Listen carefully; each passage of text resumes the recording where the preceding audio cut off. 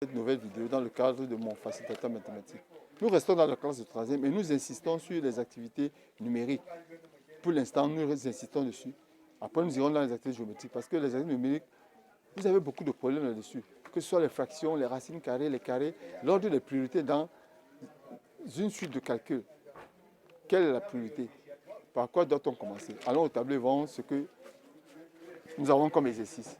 On dit calculer B égale 5 demi moins 4 demi fois 3 moins 2 au carré sur 3 septièmes fois 7 demi moins 1 demi. Et voilà le premier piège auquel les enfants sont soumis. Ici, on voit qu'il y a deux fractions qui ont le même dénominateur.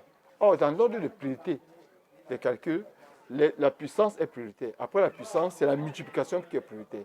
Donc, on commence d'abord par la puissance. Voilà comme ça, on va faire. On va écrire B égale 5 demi moins 4 demi moins 3 fois 3, pardon, moins 2 fois 2 au carré, ça fait 4. Sur 3 septièmes moins 7 demi moins 1 demi. 3 septièmes fois 7 demi moins 1 demi. Voilà ce que ça donne. Nous avons déjà, on a dit que la priorité est à la puissance. La puissance a été calculée. Après la puissance, ce qui est priorité, c'est la multiplication. N'allez pas calculer les deux fractions qui ont le même dénominateur. Parce que vous avez vu 2 sur 2 sur 2. Une fois que vous avez calculé ça, c'est déjà faux. On barre tous les exercices parce que vous ne pouvez pas trouver. Vous n'avez pas respecté l'ordre de priorité dans une suite de calculs.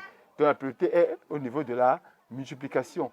Et lorsque tu as un nombre entier, tu peux mettre sur 1 pour que ça devienne une fraction. Donc ça devient 5 demi moins 4 demi moins fois 3 sur 1 moins 4 sur 3 septièmes fois 7 demi moins 1 demi.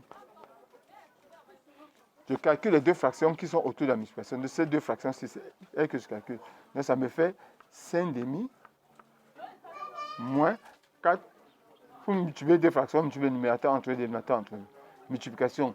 Pour multiplier deux fractions, on multiplie les numérateurs entre les dénominateurs entre eux. Ça me fait 4 fois 3, 12 sur 2 moins 4 sur...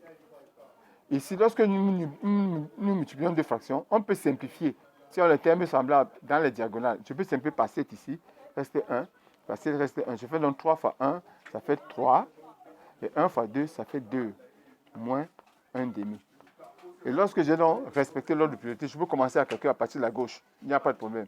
Ça, c'est deux fractions qui ont le même dénominateur. Donc, je conserve le dénominateur, je fais 5 moins 12 sur 2. Voilà comment j'écris. Moins 4. Le tout sur deux fractions et un même dénominateur, je fais 3 moins 1 sur 2. Voilà ce que ça donne. Ici, ça va me faire 5 moins 12, ça fait moins 7 sur 2 moins 4. Voilà ce que ça donne. Le tout sur 3 moins 1, ça fait 2 sur 2. Or, 2 sur 2, ça fait 1. Donc, voilà ce que ma fraction devient. Voilà ce que ma fraction devient. J'ai moins 7 sur 2 moins 4 sur 1. Or, le 1, si je peux l'enlever. Donc, ma seule fraction revient comme ça. Donc, ça veut, quand tu as deux fractions comme ça, tu peux mettre 1 ici, tu multiplies comme ça. Produit des extrêmes, produit des moyens. Ça me fait moins 7. 2 fois 4, moins 8. Le tout sur 2. Ça me fait donc ici, moins 7, moins 8, ça fait moins 15. Voilà donc la réponse de notre fraction. Suivez bien les explications. L'ordre de priorité est important. Dans une suite d'opérations, les puissances sont prioritaires. Je vais commencer par les puissances. Au carré, j'ai mis 4. Après les puissances, c'est la multiplication qui est prioritaire. Il n'est pas question que tu commences à faire les deux fractions parce que tu as vu le même dénominateur. 2, 2, non. Ça, c'est un piège. Tu tombes sur ce piège, on barre tous les exercices parce que tu as raté.